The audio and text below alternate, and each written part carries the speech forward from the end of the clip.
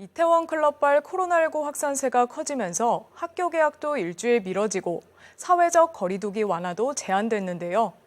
일상 복귀를 예상했던 많은 시민들은 심리적 불안이 커지고 있습니다. 뉴스앤 이사람 오늘은 한규희 정신건강의학과 전문의에게 코로나19 재확산 시기에 챙겨야 할 정신건강법에 대해 들어봤습니다. 구동규 기자입니다. 코로나19가 진정 국면에서 다시 확산하는 분위기로 바뀌었습니다. 시민들의 정신건강에 좀 문제가 있을 것 같은데 어떤가요? 훨씬 더 힘드실 것 같아요.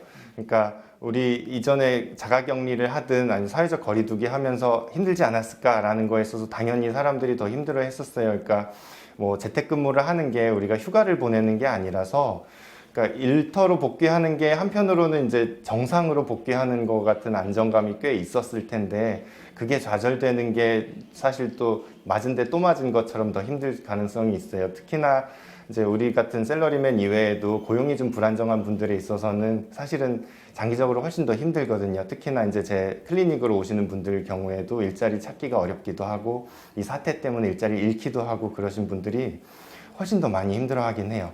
요번에 이 사태 때문에 어쨌든 좀 더 거리두기를 다시 좀 더 강화해야 되겠다라고 얘기를 하니까 좀 아마 좌절감은 훨씬 더 컸을 것 같습니다. 대응 방법이 있을 것 같습니다. 어떻게 좀 시민들이 대응해야 할까요? 덜 타격을 받는 방향이라는 거는 사실은 좀 어려운 질문이고요. 그러니까 사회적으로는 거리를 두는데 심리적으로는 좀 거리를 가까이 해야 되지 않을까 생각해요. 그러니까 공동체 의식도 좀 가져가고 서로 좀 도와주기도 하고 이런 부분들이 어쨌든 제일 중요하지 않을까 싶습니다.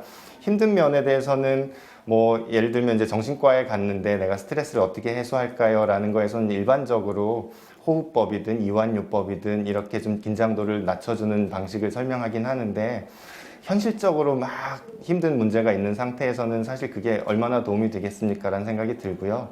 사회적으로 좀 여유 있는 사람들이 도와준다든지 여러 가지로 좀 서로 도와주는 부분들이 사실 제일 필요할 거라고 생각합니다. 학생들도 문제입니다. 개학이 미뤄졌는데 또 언제 개학할지도 모릅니다. 정신적으로 좀 문제가 있을 것 같습니다. 그것도 정말 좀 사회적으로 큰 문제입니다.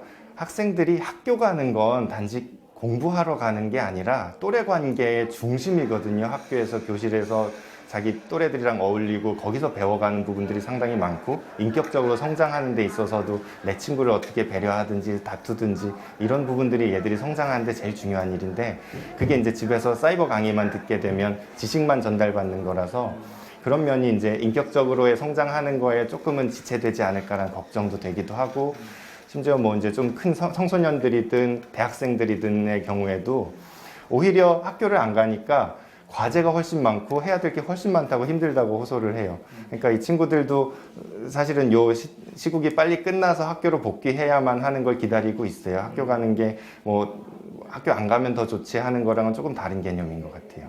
외부 활동이 좀 많아지는 시기인데 또 갇혀 있다 보니까 또 밖으로 나가시는 분들 많아요. 근데 이태원 사건이 또 터지면서 또 다시 집으로 가야 하는 거 아니냐라는 고민하는 분들도 있습니다. 이런 정신적인 문제, 고민들 어떻게 좀 해결해야 할까요? 일단은 불안이 원래 많은 사람들은 사실 더 불안해합니다. 그러니까 애초에 강박증이 있든 결벽증이 있었던 분들은 정말로 집 밖에 거의 안 나오기도 해요. 그러니까 소인이 있던 사람들은 증상이 더 심해지는 부분들은 있고, 근데 대부분의 시민들, 대부분의 이제 뭐랄까 정신과적인 어떤 불안 증상이 없는 사람들의 경우는 조심하는 게 지나치지 않다고 생각합니다.